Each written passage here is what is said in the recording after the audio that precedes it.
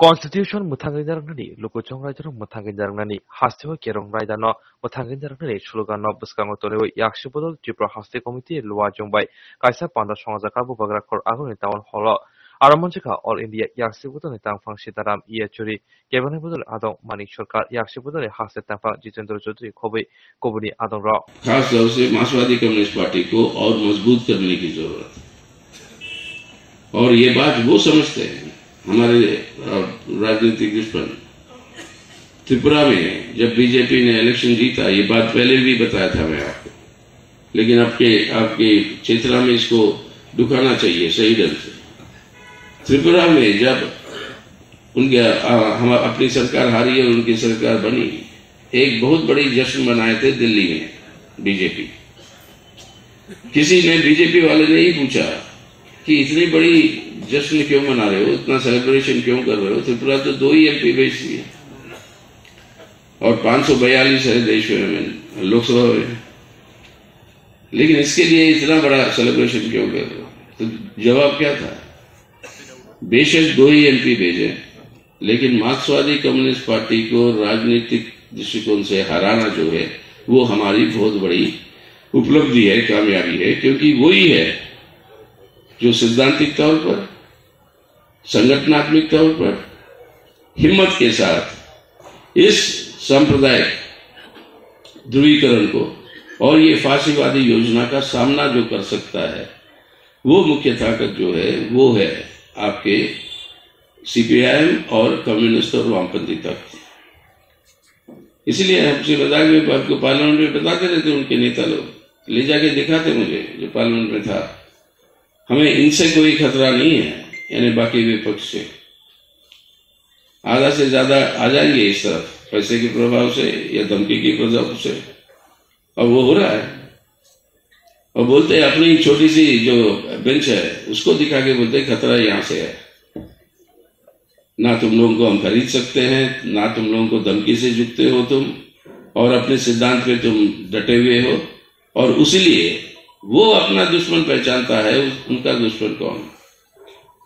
तो हमें अपने को पहचानना है, जब तक हम मजबूत नहीं करेंगे वो हम लोग से हम भी बच नहीं पाएंगे। बड़े हैं यूएपीए में, आज तक चार्जेस फ्रेम नहीं हुए। पिछले हफ्ते सुप्रीम कोर्ट को कहना पड़ा 3 महीनों के अंदर चार्जेस तो फ्रेम करो, आप 3 साल हो गए। जुबैर अहमद जो झूठ को साबित करके सच बताया उसको जेल में, जो झूठ बोला वो खुलेआम घूम रहे हैं।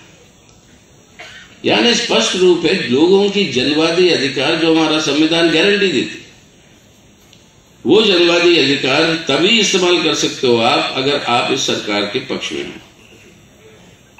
अगर इनके खिलाफ है तो आप जो है आपके ऊपर ये सजा होगी। और जिस तरीके से सभी सरकारी यंत्र का इस्तेमाल हो रहा है,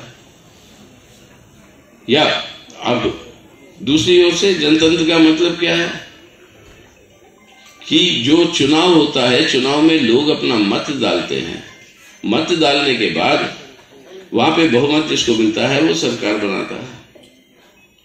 अब क्या हो रहा है देश में, चुनाव कोई भी जीते सरकार बीजेपी बनाएगी। गोवा में किया, कर्नाटक में किया, मध्य प्रदेश में किया, महाराष्ट्र में किया, अब सभी जगह, और अपने उत्तर पूर्व में, नॉर्थ ईस्ट में कई सारी जगह पे किया। यानी जनतंत्र का एक खिलवाड़ हो रहा है यार, कि पैसे के इस्तेमाल से, धमकी के इस्तेमाल से या गिरफ्तारी को इस्तेमाल करके आप चुनाव हारने के बाद भी सरकार बनाते जाएंगे। तो जनतंत्र को कंप्लीटली जो एकदम डिस्ट्रॉय करने की बात जो हो रही है, यानी जनवादी व्यवस्था को खत्म करके एक फांसीवादी व्यवस्था का निर्माण, जो हिंदुत्व का मतलब। पहला सम्मेलन जनतंत्र और धर्मनिरपेक्षता, सेक्युलर डेमोक्रेसी। अब सेक्युलरिज्म पे क्या हो रहा है, हर बीजेपी के राज्य सरकारों ने आज जो है भेदभाव के ऐसे कानून लिया है, कभी लव जिहाद के नाम पे, कभी आपके गोरक्षा के नाम पे, जिसका संपूर्ण उद्देश्य यही है कि हमारे माइनॉरिटीज को टारगेट करके उनके ऊपर अटैक्स करें। मुस्लिम लीग के अध्यक्ष के रूप में वो कहते हैं कि ये बात सही है, भारत के अंदर 2 राष्ट्र है, हिंदू मुसलमान, और उसके चलते हुए, उस व्यू के चलते हुए ये अफसोस है कि देश की पार्टीशन हुई, पाकिस्तान का निर्माण हुआ और वहां पे इस्लामिक स्टेट बनी। लेकिन भारत के अंदर भारत की राष्ट्रीय आंदोलन ने कहा नहीं, हम सिर्फ एक धर्मनिरपेक्ष जनतंत्र का गणराज्य रहेंगे, और आरएसएस का जो हिंदू राष्ट्र का, हिंदुत्व राष्ट्र का जो उनका विचार था, उसको टुकराया भारत के जन आंदोलन ने और ये स्वतंत्रता संग्राम ने। उसी नाराजगी से हुई महात्मा गांधी की हत्या। लेकिन ये हिंदुत्व की शब्दावली का भी जन्म आती है आपके सावरकर साहब से। लेकिन चारों स्तंभों को ध्वस्त करने के लिए ये भी जरूरी है कि जो संस्थाएं हैं हमारे संविधान की, उसको भी कमजोर करो। और सबसे पहले है आपका पार्लियामेंट। पार्लियामेंट का मतलब क्या है? आप चुनते हो एमपी, एमपी की जवाबदेही लोगों को है और सरकार की जवाबदेही एमपी को है। और इसी तरीके से हम भारत के लोग, वी द पीपल, जो संविधान का है, उसका मतलब यही है कि अकाउंटेबिलिटी। पार्लियामेंट काम करना बंद हो गई तो सरकार की अकाउंटेबिलिटी नहीं है, जवाबदेही नहीं है, और लोगों के लिए कोई जवाब नहीं मिलता चुने हुए प्रतिनिधियों से, और पूरी जनतांत्रिक ढांचा बर्बाद होती है। पार्लियामेंट के साथ साथ कोर्ट कचहरी 3 साल हो गया है धारा 370 के खिलाफ, सिटीजनशिप अमेंडमेंट एक्ट के खिलाफ जो भी पिटीशन पड़े हुए हैं, ये आपके इलेक्टोरल बॉन्ड्स के खिलाफ, इसकी सुनवाई शुरू नहीं। बातें तो बड़े अच्छे करते हैं हमारे जज लोग, उनको तारीफ करते हैं हम, लेकिन कोर्ट से जो न्याय चाहिए उस व्यवस्था को भी आप जरा सुधारिए। कोर्ट के राय से तीसरा सेटलमेंट जेल में है, अब वो कोर्ट वहां पे उसकी सुननी है, और किस तरीके की जो जजमेंट आ रहे हैं उसके चलते हुए कि क्या न्याय है, क्या पालन हो रहा है, तो जुडिशरी के ऊपर हमला। तीसरा इलेक्शन कमीशन, अब लग गया त्रिपुरा में भी, आप सबके सामने भी लोग आए होंगे कि आपके वोटर कार्ड को आधार के साथ जोड़ने के लिए। इलेक्शन कमीशन कहता नहीं ये वॉलंटरी है, इसको जोड़ने की जरूरत नहीं है। लेकिन नहीं जोड़ोगे आप तो अचानक आप देखोगे आपका नाम जो है वोटर लिस्ट से गायब है। जब तक आप उसको ऐड करवाने के लिए जाएंगे खोजने के लिए, उतना समय नहीं है, चुनाव हो जाते हैं। क्योंकि हमारे संघर्षशील कॉमरेडों के बीच में, और आज के दिन जो इतनी बड़ी हिम्मत के साथ आज जो हो रहा है, जिस तरीके से ध्वंस किया जा रहा है जनतंत्र को त्रिपुरा के अंदर, उससे हिम्मत से लड़ना ही नहीं, लेकिन आने वाले दिनों में और ताकत के साथ लड़ने की जरूरत है, ना त्रिपुरा के लिए, सिर्फ हमारी मार्क्सवादी पार्टी के लिए, लेकिन अपने देश के लिए, भारत के लिए, जिसके सामने आज बहुत सारे खतरे, आज चुनौतियां उपस्थित होकर उभर कर आए। अभी आपने सुना कांग्रेस जितेंद्र को कि आजादी का अमृत महोत्सव के बहाने से जो नारा जो दिया गया था, आज केंद्र सरकार की तरफ से हर घर तिरंगा, बड़ी अच्छी बात है। जब से मेरे बचपन से हम जब स्कूल जाते थे 15 अगस्त को और 26 जनवरी को तिरंगा बांटना, तिरंगा ले जाना स्कूल के अंदर, घर के अंदर, ये तो मामूली सी बात थी, हर समय होता था। लेकिन इसको एक अभियान बनाया, एक बड़ा कैंपेन के रूप में, ये भी अच्छी बात है। अगर हमारे स्वतंत्रता की तरफ लोगों की भावनाओं को हम जगा सकते हैं, नई पीढ़ी जो आई है। लेकिन जो लोग इस तिरंगे को 52 साल तक आजादी के बाद कभी नहीं फहराया, वो जब इसका नेतृत्व लेते हैं इस तरीके की प्रचार का, तब आता है सवाल दिमाग में कि इसके पीछे किस तरीके की भावना को उत्साह है। जब तक अटल बिहारी वाजपेयी जी प्रधानमंत्री नहीं बने देश में, तब तक उनके दफ्तरों से ये तिरंगा को फहराने की बात नहीं आई। लेकिन जबकि हमारे ऊपर निशाना लगाते कम्युनिस्टों के ऊपर कि हम जो है देश की आजादी की लड़ाई में भागेंगे। असलियत क्या है? 15 अगस्त 1947 को जब देश आजाद हुआ, हमारे नवरत्न जो है, हमारे 9 पॉलिट ब्यूरो सदस्य जो मार्क्सवादी कम्युनिस्ट पार्टी का गठन किया था, उसके वरिष्ठ नेता कॉमरेड A.K. गोपालन कन्नूर के जेल में वो गिरफ्तार थे। से भी जो हो रहा है, निष्पक्ष चुनाव जो है वो नहीं हो पा रहे देश में। और जिस तरीके से, जैसे पहले मैं कह रहा था, चुनाव हारने के बाद भी सरकार बनानी है, उसके ऊपर कोई अंकुश नहीं। और ईडी और सीबीआई के बारे में बोलने की जरूरत नहीं है। आप सबको पता ही है किस तरीके से उसका दुरुपयोग हो रहा है और होता रहेगा कि विपक्ष को खत्म करने के लिए, यानी विपक्ष मुक्त भारत की कोशिश है। और तभी जो है ये फांसीवादी हिंदुत्व राष्ट्र का सामना हो सकता है। अगर इसको हासिल करना है तो बड़े संघर्ष हो रहे हैं लोगों की। अब ना किसान संघर्ष हमने देखा, हमारे मजदूर भाई संघर्षों में है, ये निजीकरण के खिलाफ हर जगह। बैंकों के स्ट्राइक हुआ, इंश्योरेंस का स्ट्राइक हुआ, LIC का हुआ, GIC का हुआ, आज BSNL का कोशिश कर रहे, कोयले के सेक्टर का हुआ। बड़े बड़े आंदोलन और संघर्ष चल रहे हैं। और कल ही फिर से किसान साहब पहुंच चुके थे दिल्ली में कि जो वायदा किया था मोदी साहब ने, जब ये कानून वापस लेने के समय, कृषि कानून वापस लेने के समय, वो MSP का उसको लागू नहीं कर रहे हैं। वो जो आश्वासन दिया था उसको मांगते हुए अपने छात्र जो है पूरे देश भर में एक पूरे भारत यात्रा पे जुड़े हुए हैं ये नई शिक्षा नीति के खिलाफ, जो लोगों को वंचित कर रही है शिक्षा से। युवा संगठन सब सड़कों पे है ये कहते हुए, मोदी साहब मेरा नौकरी कहाँ है। हमारे आंगनवाड़ी, स्कीम वर्कर, महिला, ये सब आज जो है संघर्षों के अंदर डूबे हुए हैं। ये संघर्ष तो चल रहे हैं और मजबूत करना है। लेकिन जब तक ये हिंदुत्व, फांसीवादी हिंदुत्व राष्ट्र का जहर और वो हिंसा के आधार पर जो हमले जो कर रहे हैं हमारे संविधान पे और संवैधानिक संस्थाओं पे, ये भी साथ साथ मिलाकर अगर हम संघर्ष ना करेंगे तो इनको संघर्ष आपकी होती रहेगी। लेकिन चुनावों के अंदर इनकी तिगड़न के आधार पर, पैसे के प्रभाव से या डरा के लोगों को चुनाव जीतो या चुनाव हारो बट सरकार बनाओ। सरकार जब तक उनके हाथ में होगा ये संविधान को बचाना मुश्किल है। अगर उनको इससे हटाना है तो उनके लिए उनका कोशिश क्या है, लोगों तक सच्चाई ना पहुंचे, इसलिए मीडिया पे कब्जा। एक आध मीडिया जो सरकार की बात नहीं लोगों की भी बात कहती है, उस मीडिया को हड़प लो, जैसे NDTV के साथ हुआ कल।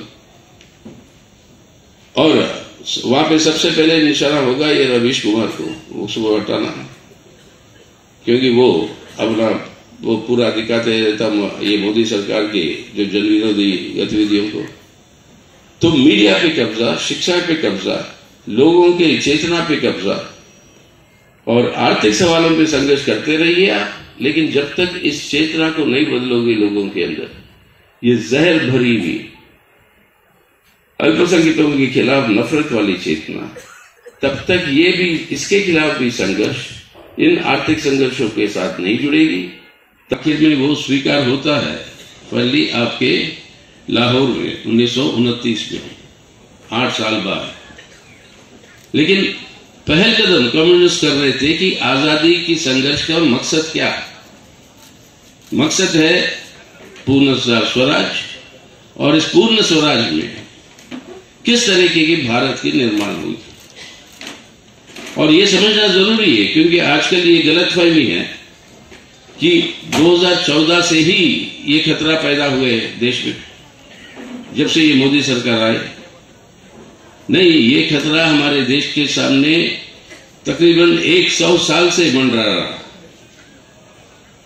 1920 में कम्युनिस्ट पार्टी की स्थापना होती है, 1925 में RSS का स्थापना होता है, और 1929 में पूर्ण स्वराज का नारा आता है AICC से, और 31 में वो जो आपका कराची रेजोल्यूशन आता है जो संविधान का ढांचा बनता है, तब से लेकर एक 3 किस्म के व्यू पैदा हुए देश में। और वो 3 व्यू क्या थे कि आजाद भारत का चरित्र क्या होगा, और आजाद भारत के चरित्र क्या होगा, इसके ऊपर 3 राय उभर कर आया। पहला जो कांग्रेस के नेतृत्व में था उनका ये कहना था, और बिल्कुल सही, जो विविधता है भारत में, भाषाओं का, संस्कार का, धर्मों का, संस्कृति का, ये विविधताओं के आधार पर ये जो देश है इसको अगर इकट्ठा रखना है और साथ साथ इसका तरक्की होना, विकास होना है, तो तब एक धर्मनिरपेक्ष जनतंत्र के गणराज्य, यही हो सकता है चरित्र, यानी सेकुलर डेमोक्रेटिक रिपब्लिक। जो लूट जो मची हुई है, कल देखा आपने जिस तरीके से अडानी ने एनडीटीवी को मतलब उसके ऊपर कब्जा करने में मतलब कामयाब हो रहा है और होगा भी। यानी ये पूरी की पूरी आज आपका जितना संपत्ति है, जिसके मालिक आप और हम हैं, देश के लोग हैं, वो सब बेचा जा रहा है, लूट मची हुई है उसके ऊपर। और जिन लोगों को इसका फायदा हो रहा है वो सबको पता ही है, देख ही रहे हैं। और उल्टा प्रधानमंत्री कहते हैं कि विपक्षी पार्टियां कुछ जगह पर फ्री खाना बांट रहे हैं, कुछ जगह पर मुफ्त मतलब शिक्षा दे रहे हैं। अपनी सरकार दी, त्रिपुरा के अंदर दी, बंगाल के अंदर दी मुफ्त शिक्षा लोगों को। ये सब जो है रेवड़ी है, फ्रीबी है, फ्रीबीज, इसके ऊपर रोक लगाना। क्यों? सरकारी पैसा इस्तेमाल करके लोगों की राहत के लिए आपको इस तरीके के काम नहीं करना चाहिए। क्यों नहीं करना चाहिए? सरकार का मतलब क्या है? अगर भूखा है कोई, उसको खाना तो खिलाओगे। अगर बेरोजगार है कोई, तो उसको बेरोजगारी भत्ता दोगे। तो इस तरीके के काम करोगे तो वो कहते हैं उसके ऊपर अंकुश लगना चाहिए। और हमारी सुप्रीम कोर्ट भी सुन रही है वो केस। आज ही मतलब हमारे मुख्य चीफ जस्टिस साहब ने कुछ कहा भी है उसके बारे में कल। लेकिन ये अगर रेवड़ी है या फ्रीबीज है, पिछले 6 सालों के अंदर 11 लाख करोड़ रुपए का लोन्स जो बड़े बड़े पूंजीपति जो हमारे ये सरकार के मित्र हैं, उन्होंने जो कर्ज लिया बैंकों से, वो कर्ज का माफी कर दिया। यानी अपने अमीर लोगों के लिए 11 लाख करोड़ रुपए माफ कर दो, वो रेवड़ी नहीं है। गरीब को कुछ मिलता है तो वो रेवड़ी है। सभी पब्लिक सेक्टर की प्राइवेटाइजेशन, सभी खादानों की यानी माइनिंग की, सब कुछ प्राइवेटाइजेशन। और ये इसलिए कर रहे हैं कि विदेशी पूंजी को और देश के बड़े पूंजीपतियों को, अपने शासक वर्ग के जो नेतृत्व है हमारे देश की बड़ी पूंजीपति, उनको जो अपने मुनाफा बनाने के लिए स्वीकृतता दे रहे हैं। भारत को एक सेक्युलर डेमोक्रेटिक रिपब्लिक से फैसिस्टिक हिंदुत्व राज्य में बनाना, हिंदुत्व राष्ट्र बनाना तो साम्राज्यवाद का समर्थन, देश के शासक वर्ग का समर्थन, बड़े नेतृत्व का समर्थन, यानी बड़े पूंजीपति का समर्थन, उस समर्थन इस तरीके से हासिल कर रहे देश को लूटते हुए, और इस लूट के चलते हुए माम लोगों की, मेहनत के लोगों की जिंदगी को बर्बाद करते हुए। जो आज बेरोजगारी है अपने देश के इतिहास में कभी इतनी बड़ी तादाद में, जो महंगाई है आज, थोड़ा बहुत राहत जो मिलता था, कुछ सब्सिडी गैस सिलेंडर से लेकर किसी और पे, वो सब रद्द। और ये महंगाई पर कोई अंकुश नहीं, और बेरोजगारी, इसके साथ साथ गरीबी, इसके साथ साथ भूखमरी, दुनिया के सब आंकड़ों के अंदर भारत का रेटिंग जो है वो पिछले ये 8 सालों में बहुत बड़ी गिरावट आई।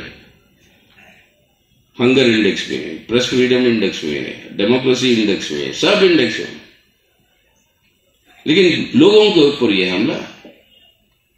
तो आर्थिक संप्रभुता की जगह जो हो रहा है लूट देश का, और अपने दोस्तों के लिए बेहद फायदा। और तीसरा स्तंभ सामाजिक न्याय। आज दलितों के ऊपर, अपने दलित बहनों के ऊपर जिस तरीके से घोर गैंग रेप और मर्डर हो रहे हैं, जैसे हाथरस में देखा था हमने, जैसे उस तरीके के केसेस कितने सारे गए बीजेपी के जो प्रदेश हैं, ये बढ़ते जा रहे हैं।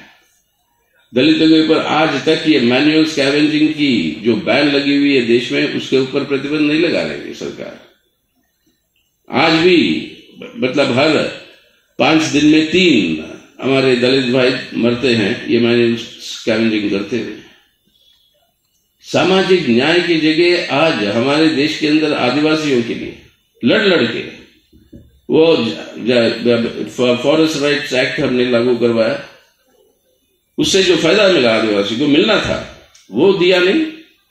सिर्फ त्रिपुरा ही एकमात्र स्टेट था पूरे भारत के अंदर जहां पर तकरीबन 97% देश का संविधान और कानून इजाजत देता है कि एक लड़का लड़की, एक जवान जो मेजर है, कोई भी धर्म के साथ जुड़ी है उनकी परिवार, वो अगर एक दूसरे को चाहते हैं, शादी करना चाहते हैं, तो अधिकार है संविधान में। आज जो है आपको अलग अलग धर्मों के साथ अगर लड़का लड़की है तो पुलिस की परमिशन चाहिए इन स्टेटों में, और आपको साबित करना है कि हमें कोई जबरदस्ती नहीं करवा रही शादी। पुलिस नहीं लगाती चार्ज आपके ऊपर, यानी उल्टा हो रहा है। आरोप अगर मेरे पे लगाओगे कि जब तक वो आरोप साबित नहीं होता मैं निर्दोष हूं, यह है कानून। लेकिन आज बीजेपी सरकार ने क्या बनाया, आरोप आप पे है और आपको साबित करना होगा कि आप निर्दोष हो। कानून और कोर्ट साबित नहीं करेगी कि तुम अपराधी हो, खुद को साबित करना होगा कि मैं निर्दोष हूं, और वो मानेंगे या नहीं मानेंगे उनके ऊपर है। आज नफरत और हिंसा के आधार पर हमारे माइनॉरिटीज के ऊपर जो हमले हो रहे हैं, और कोई ना कोई बहाना इस्तेमाल करे, रामनवमी का, हनुमान जयंती का, और उसके ऊपर करके उसके बाद बुलडोजर पॉलिटिक्स चलाओ और अपने माइनॉरिटीज के घर और उनके दुकानें और वो सब बिगाड़कर बुलडोजर चलाओ। यानी आज इस नफरत को पैदा करते करते एक हिंसा की हालत तक पहुंचाई आपने, जहां पर देश के अंदर सामाजिक एकता को ही खत्म करते हुए उद्देश्य क्या है कि हिंदुत्व जो सांप्रदायिक वोट बैंक है उसको और मजबूत करें, कंसोलिडेट करें। इसके चलते हुए आज जो है पहला स्तंभ धर्मनिरपेक्ष जनतंत्र का एकदम उसको बिगाड़ा जा रहा है। अनकंटेस्टेड जीते मतलब क्या है, डराओ, धमकी दो, हिंसा करो, कोई और वोट करने ना आए, कोई खड़े ना हो उनके खिलाफ। ये माहौल जो इसके आधार पर वो चुनाव जीतते हैं, समर्थन नहीं लोगों की, डर पैदा करके, यही फांसीवादी रुझान, यही है फांसीवादी रुझान का मतलब कि यही डर पैदा करके हिंसा के आधार पर वो जो है समर्थन हासिल करे, उसका सामना करना पड़ेगा। और उसके लिए ये चारों बातें हम जो बताइए आज के दिन ये चुनौती हम सब के ऊपर है। आज त्रिपुरा को बचाना, साथ साथ भारत को बचाना, और आने वाले दिनों में संघर्षों के आधार पर दोनों त्रिपुरा को और भारत को बदलना है, एक बेहतर भारत और एक बेहतर त्रिपुरा के रूप में। और ये होगा हमारे सामने अपनी जिम्मेदारी और कर्तव्य जो इस चुनाव के अंदर भी हमें रखनी होगी। त्रिपुरा के अंदर जनतंत्र को बचाओ, संविधान को लागू करो, लोगों की मानव अधिकारों का इज्जत करो और बचाओ, और यहाँ पर इन सवालों पे लामबंद करते हुए ये चुनौती का सामना करना पड़ेगा। और त्रिपुरा की परंपरा को जानते हुए हम समझते हैं कि आप सभी लोग, आप ही नहीं, आप ही के माध्यम से और लाखों लोगों तक ये बात पहुंचेगी कि आज ये चुनौती को चूकना नहीं, भारत को बचाना है, त्रिपुरा को बचाना है। वरना जिस भारत में मेरी पीढ़ी तक पैदा हुई, आजाद भारत में बड़े हुए, इस संविधान के चलते उस तरीके के भारत रहेगा नहीं। आज वो है चॉइस हमारे सामने। उसके आधार पर हम इस भारत को आज बचाएंगे, भारत को बदलेंगे, उसी तरीके से महाराज त्रिपुरा को बचाएंगे, त्रिपुरा की परंपराओं को बचाएंगे। जिस तरीके की एकता हमने बनाई थी हमारे आदिवासियों के बीच में, गैर आदिवासियों के बीच में, कहीं और नहीं, आज भी इस तरीके से ऑटोनोमस डिस्ट्रिक्ट काउंसिल जो आदिवासी भाई भाई को दिए गए, कहीं और नहीं। 6 शेड्यूल के तहत कुछ और स्टेट नकल करने की कोशिश की, लेकिन उस तरीके से व्यापक तरीके से जो दिया गया कहीं नहीं। तो ये जो परंपरा रही है संघर्षों के आधार पर त्रिपुरा की, उसको मद्देनजर रखते हुए आने वाली चुनौतियों का आप सामना करेंगे, ये है पूरी की पूरी उम्मीद और भरोसा पार्टी का पूरा। और इस संघर्ष के लिए आने वाले दिनों में आप सबको मेरी तरफ से, पार्टी की तरफ से आप सबको मेरा लाल सलाम और क्रांतिकारी जी धन्यवाद। तो राष्ट्र संभव नहीं, तो इसीलिए आज देखेंगे यहाँ पर खास तौर से 2019 के बाद संवैधानिक हमारे स्तंभ जो है, जो मुख्य स्तंभ, 4 बुनियादी स्तंभ है, और वो स्तंभ है संविधान के धर्मनिरपेक्ष जनतंत्र, सेक्युलर डेमोक्रेसी, आर्थिक संप्रभुता, इकोनॉमिक सॉवरेनिटी, सिर्फ सेंट्रलाइज नहीं बट इकोनॉमिक सॉवरेनिटी, तीसरा सामाजिक न्याय यानी सोशल जस्टिस, और चौथा फेडरलिज्म यानी केंद्र और राज्य सरकारों के बीच में और केंद्र और राज्य के बीच में संबंध। ये चारों स्तंभ, उनके ऊपर आज बहुत बड़े हमले चल रहे हैं। सुना जनतंत्र के बारे में जितने भी बता रहे थे, और आप लोगों का अपना खुद का अनुभव है कि जब सरकार में आते हैं तो किस तरीके से जनतांत्रिक व्यवस्था के ऊपर हमला बोलते हैं, सरकार को ही इस्तेमाल करते हुए। हिंसा यानी जनतंत्र माने जो लोग अपनी राय और विचार रखें, उसी के ऊपर हमला। और जनतंत्र के चलते हुए आप क्या देख रहे हैं, आप कोई भी सरकार के विरोध में खड़ा होता है तो उसके ऊपर कार्रवाई करो, जेल भेजो, और जो इस संविधान का उल्लंघन करता है उनको जो है रिहाई करो, उनको जो है आप गार्लैंड करो, उनको जो है आप बड़ा रिसेप्शन दो। अभी जो बिल्किस बानो के केस में जो हुआ था, ये सब जुड़ जाती है आपके ये पूरी की पूरी व्यवस्था के साथ कि किस तरीके से बिगड़ा जा रहा है। 14 लोगों की मौत हुई है वहां पे बिल्किस बानो के केस में। एक गर्भवती महिला की गैंगरेप होती है, बाकी सबको कत्ल हो जाते हैं गलत फहमी से। इसको भी छोड़ समझेगी ये भी मर गए, लेकिन जिंदा रही। केस बड़ी लंबी चौड़ी से परसू करके उनको जो सजा मिला, अब जो है गुजरात की सरकार की सिफारिश से रिहा हो। चलिए सुप्रीम कोर्ट में उन्होंने कहा कि फिर से सुनेंगे वो, अब देखेंगे क्या होगा उसके खिलाफ। हमारे आदिवासी भाई बहनों की जो उनकी जो जमीन के अंदर जो उनका अधिकार था, वहां पे जो रहने का जो कानून दिया, अब उसको रद्द कर रहा है। सामाजिक न्याय क्या है, ये सामाजिक अन्याय बढ़ते जा रहा है। और केंद्र और राज्य सरकारों के बीच में आज देखेंगे कि ये जब से ये जीएसटी को लागू किया, राज्य सरकारों की आमदनी घटी है बहुत और केंद्र सरकार की आमदनी बढ़ी है बहुत। और इसी के चलते हुए जो केंद्र सरकार के साथ है उसको समर्थन दे रहे हैं, उनको हम मदद करेगी केंद्र सरकार, लेकिन उनके विरोध में जो है उनको जो है डिस्टेबलाइज करने की, उनको जो है हटाने की पूरी कोशिश, उसलिए टारगेट किए हुए हैं जो भी विरोधी सरकारें हैं। और मुख्य रूप से टारगेट है अपनी वामपंथी सरकार केरल में। और केरल के अंदर वामपंथी सरकार जिस तरीके से वहां पे शिक्षा, स्वास्थ्य, भूखमरी, वहां पे राशन मिलता है सभी को, कोई आपके बीपीएल कार्ड वार्ड कुछ नहीं है, सभी को जो है वहां पर यूनिवर्सली आपको राशन मिलता है एक ही दाम पे। इसी वजह से सब आंकड़ों में, मानव मतलब विकास आंकड़ों में, ह्यूमन डेवलपमेंट इंडिसेस में केरल नंबर 1 पोजीशन में है आज हिंदुस्तान में। ये पिछले 8 साल भी, जबकि उसके ऊपर घोर किस्म की अत्याचार चल रही है। जहां तक जो उसका पैसा जो देना है केंद्र सरकार को राज्यों को, वो भी पैसा चुका नहीं रहे हैं ये लोग।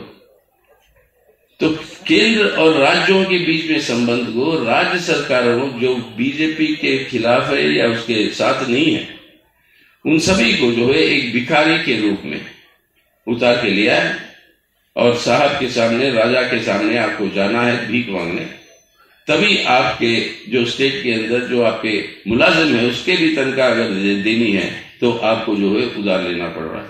राजनीतिक आजादी हर इंसान का आर्थिक आजादी में बदलना है और वो आर्थिक आजादी में बदलना है तो समाजवाद के अलावा और कोई रास्ता नहीं है। तो सेक्युलर डेमोक्रेटिक रिपब्लिक बट समाजवाद की तरफ जाना और बाद में इतिहास साबित करता है इस बात। अगर ये सेक्युलर डेमोक्रेटिक रिपब्लिक समाजवाद की तरफ नहीं जाता तो यही धर्मनिरपेक्ष जनतंत्र का गणराज खतरे में पड़ता है और वही हो रहा है आज। पूंजीवादी व्यवस्था को लागू करके शासक वर्गों ने समाजवाद की ओर जाने की जगह उल्टा पूंजीवादी शोषण को तेज किया। उसके चलते हुए यही ढांचा सेक्युलर डेमोक्रेटिक रिपब्लिक का कमजोर होता गया। वो एक बात है। दूसरी तरफ से कांग्रेस और कम्युनिस्टों की राय के खिलाफ एक और राय पैदा हुआ और वो राय था कि भारत का चरित्र तय होगा भारत के लोगों के धार्मिक आस्था के आधार पर। और यहां से पैदा हुई कि भारत के अंदर दो राष्ट्र है, एक है हिंदू राष्ट्र, दूसरा है मुस्लिम राष्ट्र। टू नेशन थियरी का सबसे पहला पैदाइश करने वाला वो थे विनायक दामोदर सावरकर। उन्होंने तो सबसे पहले कि भारत के अंदर दो राष्ट्र है, एक मुसलमान एक हिंदू, इस बात की जो विचार रखा देश के सामने, राष्ट्रीय आंदोलन के सामने, वो थे सावरकर 1927-28 में। उस समय पर हिंदू महासभा के जब वो अध्यक्ष थे, वो एग्जैक्टली डेट मेरे ख्याल से 38 या 37 या 38 में थी, हिंदू महासभा के जब वो अध्यक्ष थे।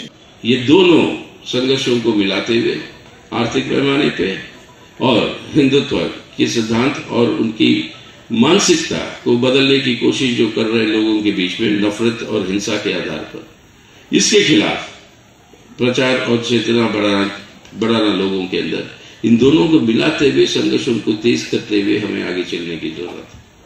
और इसके आधार पर वामपंथी एकता, वामपंथी जनवादी ताकतों को मजबूत करना और सबसे बड़ी मुख्य बात, अगर इस खतरे से बचना है भारत को और हमारे धर्मनिरपेक्ष जनतंत्र का गणराज सेक्युलर डेमोक्रेटिक रिपब्लिक को आज बचाना है, हमारे पार्लियामेंट से लेकर जुडिशियरी से लेकर इलेक्शन कमीशन से लेकर बाकी सब संस्थाओं को हमें बचाना है, तो आज जरूरी है इनको सत्ता से अलग करना।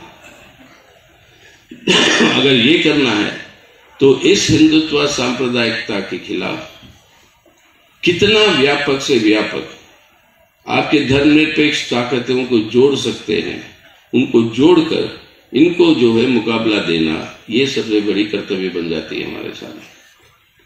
यानी ये चारों पॉइंट आज के दिन, ये वामपंथी अपनी पार्टी को मजबूत करना, वामपंथी ताकतों को एकता संघर्षों में मजबूत करना, तीसरा वामपंथी जनवादी ताकतों को संघर्षों के अंदर मजबूत करते हुए एक व्यापक मोर्चा बनाना जो धर्मनिरपेक्ष ताकतों की है, इस सांप्रदायिकता के ध्रुवीकरण की चुनौती के खिलाफ। और ये करना होगा संघर्षों को तेज करते हुए, और वो संघर्ष आर्थिक पैमाने पर और आपकी सांप्रदायिक ध्रुवीकरण जो नफरत और हिंसा के ऊपर आधारित है हमारे माइनॉरिटीज के खिलाफ, जो ये प्रचार हो रहा है, उसके खिलाफ करते हुए, दोनों को कंबाइन करते हुए, मिलाते हुए इन संघर्षों को तेज करने की जरूरत है। ये हमारे सामने सबसे बड़ी चुनौती है। ये पूरे देश के लिए चुनौती है, लेकिन आपके लिए त्रिपुरा के अंदर ये चुनौती और भी गंभीर है।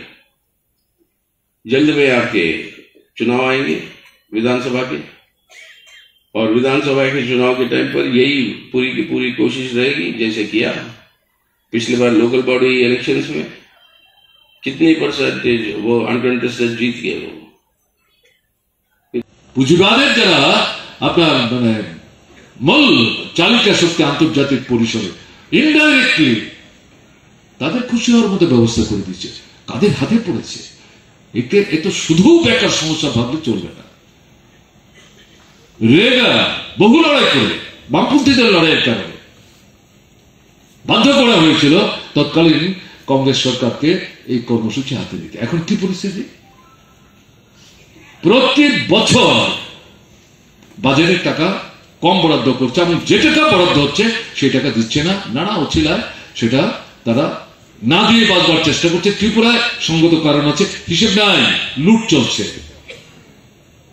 লুট চলছে। এই আপনারা সবচেয়ে ভালো জানেন, এগুলো বলে কেন আপনাদের আমি সময় নেব। সারা দেশে প্রতিবাদ হচ্ছে।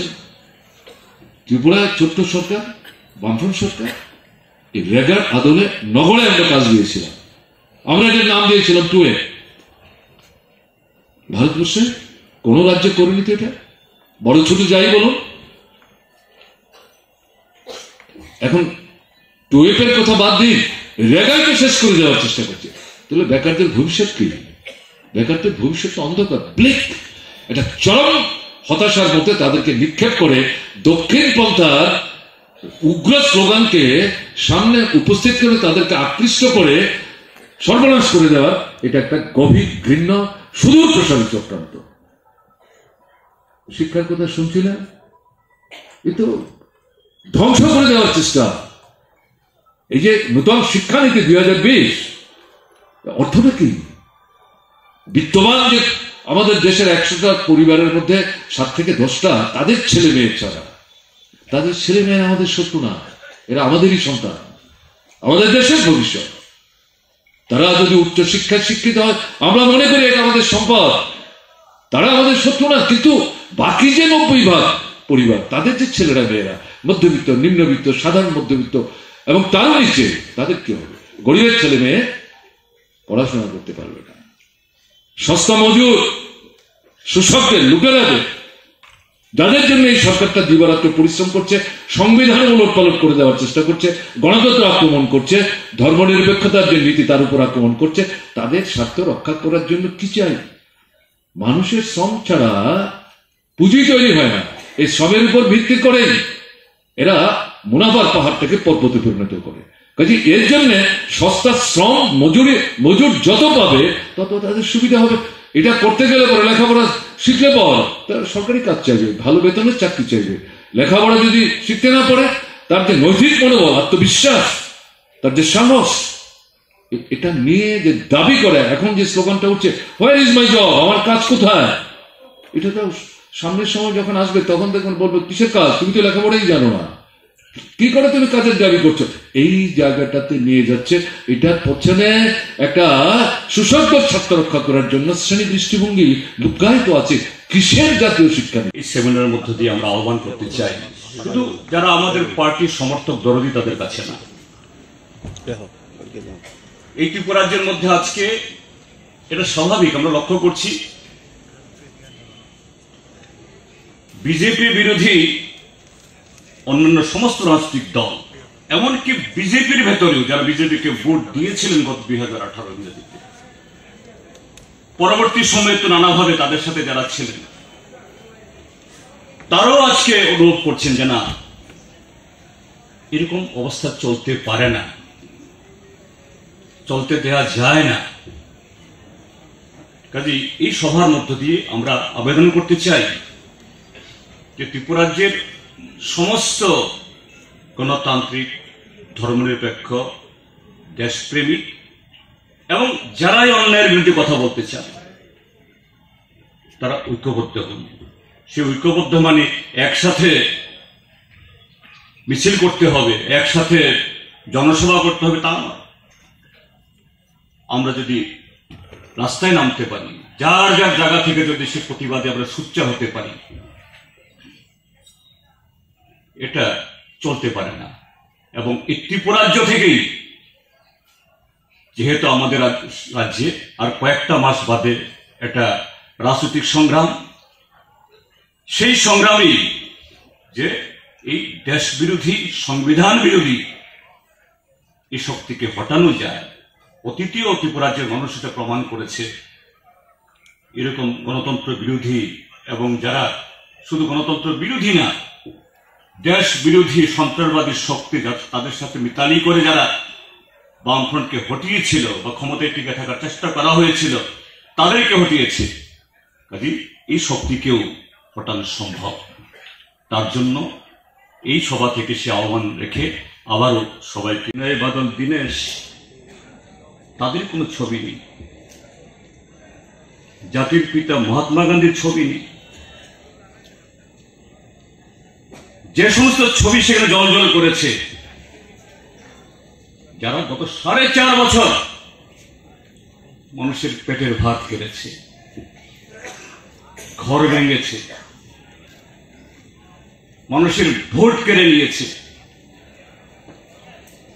এই রাজ্যের শত শত মা বোনের ইজ্জত যারা কেড়ে নিয়েছে, মানুষ আতঙ্কে আজও এই স্বাধীনতার তেরঙ্গা ঝান্ডা উড়ানোর অপরাধে বা গণতন্ত্র, স্বাধীনতা, ধর্মনিরপেক্ষতা রক্ষার জন্য বিভিন্ন রাজনৈতিক দল, শুধু আমরা বামপন্থীরা না, অন্যরাও যারা নানা কর্মসূচি আমরা করেছি, কিভাবে সেই 15 আগস্টের রাত্রি তাদের বাড়ি ঘর ভেঙেছে, বুলডোজার দিয়ে সেখানে ধ্বংস করে দেওয়া হয়েছে। তার নেপথ্যে যারা নেতৃত্ব দিয়েছেন, তাদের মূর্তিমান সে দানবীয় ছবিগুলো, সে ফ্ল্যাক্সগুলো, এটা শুধু এই 2022 সাল বা এই 15 আগস্টকে কেন্দ্র করে নয়, গত 4.5 বছর এই ত্রিপুরাজ্যের মধ্যে মানুষের কথা বলার অধিকার নেই, ভোট দেওয়ার অধিকার নেই, নির্বাচিত বিধায়ক বা তৎকালীন যারা ত্রিস্তর পঞ্চায়েতের সদস্য ছিলেন, এডিসির সদস্য ছিলেন, হয় তাদেরকে জবরদস্তি করে পদত্যাগ করতে বাধ্য করা হয়েছে, অথবা শাসক দলের কাছে বশ্যতা স্বীকার করতে হয়েছে। আজকে ত্রিপুরাজ্যের মধ্যে সেই আজাদির যে ধরনের, অর্থাৎ নতুন ভারত, আরএসএস, বিজেপি, তথাকথিত তাদের হিন্দু রাজ্য, তার মডেল ত্রিপুরা রাজ্যকে একটা পরীক্ষাগার, ল্যাবরেটরিতে পরিণত করে কিভাবে নির্বাচনকে প্রহসনে পরিণত করতে হবে, পুলিশ, সাধারণ প্রশাসন, শিক্ষা প্রতিষ্ঠান, এমনকি হাসপাতাল, সেগুলো কি পরিচালিত হবে, আজকে আমরা তার নজির সেখানে দেখছি।